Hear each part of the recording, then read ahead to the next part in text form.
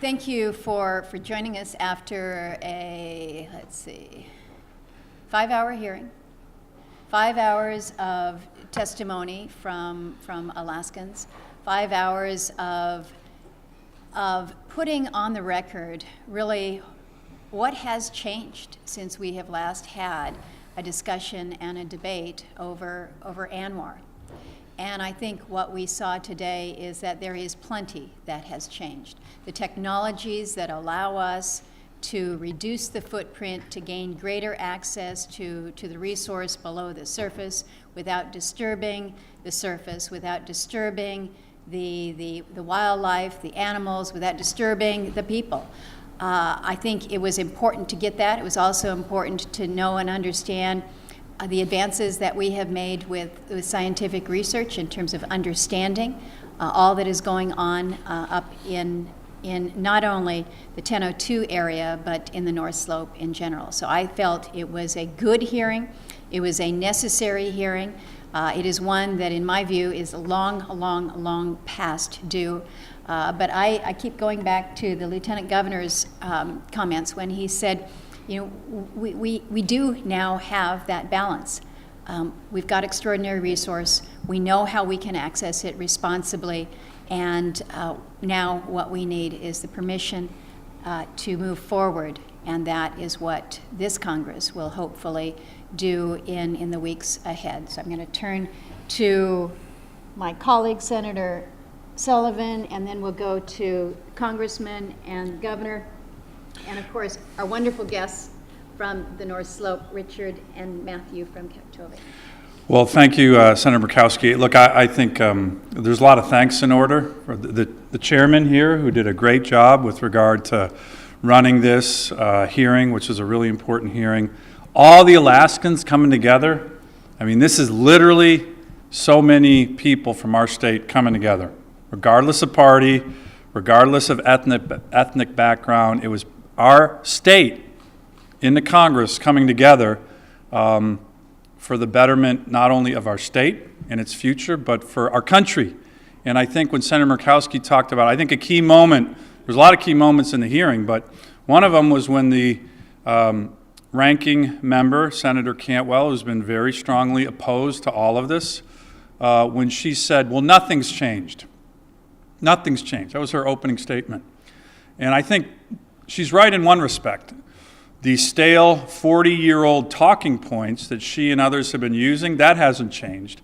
But what we did see today, what Senator Murkowski just mentioned, so much has changed with regard to the technology, with regard to our standards, which are literally the highest in the world, and an issue that I tried to focus on, and a lot of other people, the Lieutenant Governor, and a lot of members care about this. The world's changed. National security issues are front and center once again, and if the United States can become the world's energy superpower in terms of oil, gas, renewables, that dramatically helps our nation's national security. And you've heard the Secretary of Interior say, we need to do that as a nation, and it has to lead through Alaska.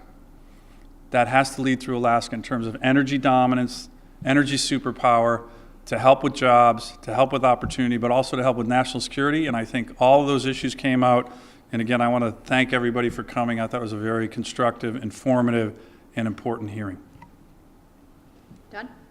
I'm going to defer to the governor and the rest of them because they've flown a long distance, and you know I like to clean up batter. You always do. I'm a baseball team out of Houston. I got 5 to zip, so just keep that in mind. I'm going to defer to the governor right now. Well, I want to add my thank you, Senator, for making this hearing happen. It needed to be said. It needed a forum. It was reminiscent of some of the dialogue and discussion before the building of the Trans-Alaska Oil Pipeline, all the what ifs, and for me, it's what if it hadn't been built? You know, that's the what if I worry about. So it was sort of deja vu in some respect. The arguments were old, the technology is new.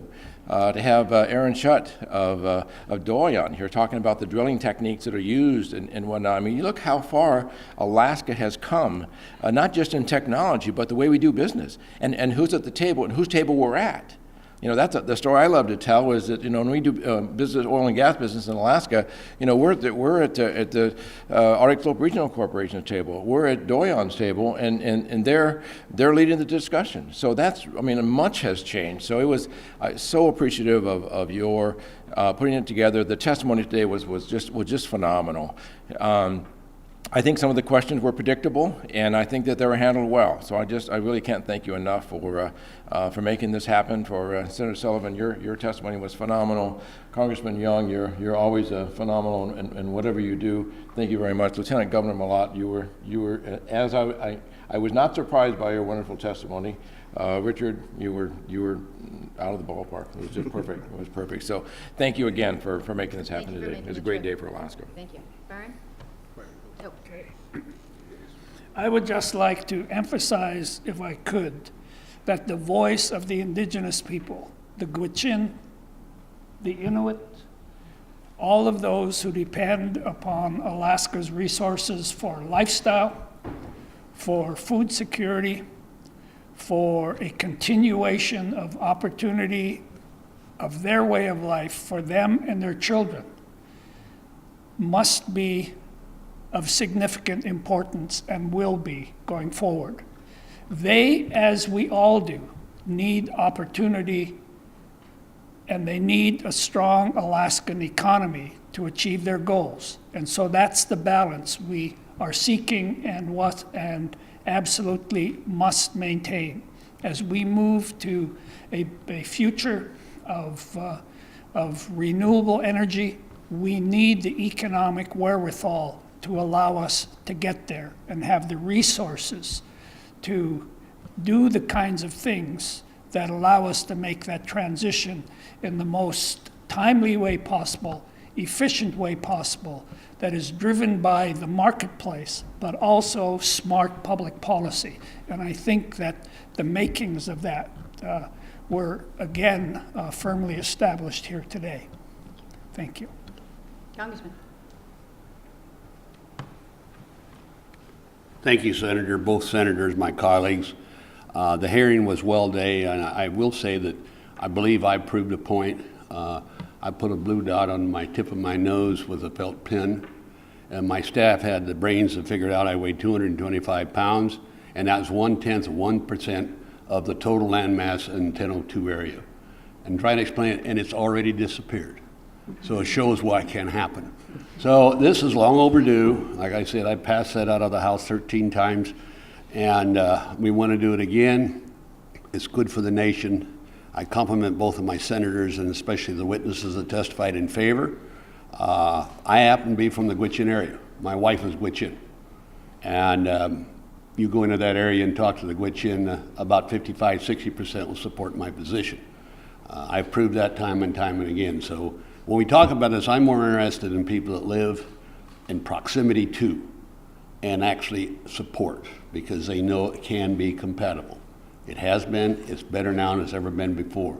So Lieutenant Governor Malat, who is married to a Gwich'in lady, and I was too, so I think we know a little bit about it. So we've reached that point with the governor, the two senators, and myself, and Mr. Glenn, and of course Mr. Max, everybody that's here today.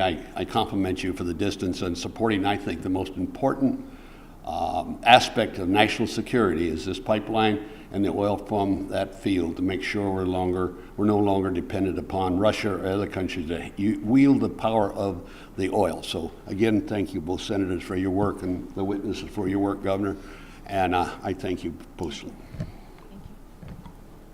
you. Gentlemen?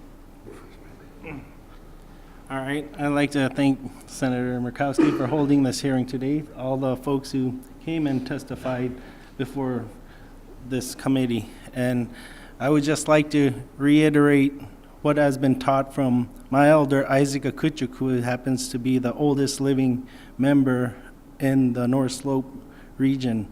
He says, do good for the people, do good for your state, and do good for your country. That's it. Yeah. Thank you, Matt. Thank you, senators. Thank you, senators, and our congressman, governor, for convening and helping out with this special hearing. I echo the comments of Matthew Rexford. It's easy to talk when you're telling the truth, and that's what we tried to do today, and for the benefit of the people of our region, but in this case, we think it's for the greater good, for the good of the state and good of the country. The truth is, we depend on development. Subsistence takes money. My friend John Hobson, who just walked in, makes that point very clear in a lot of our public meetings at home, that even the most idyllic subsistence lifestyle takes cash. Cash takes jobs, and jobs takes an economy.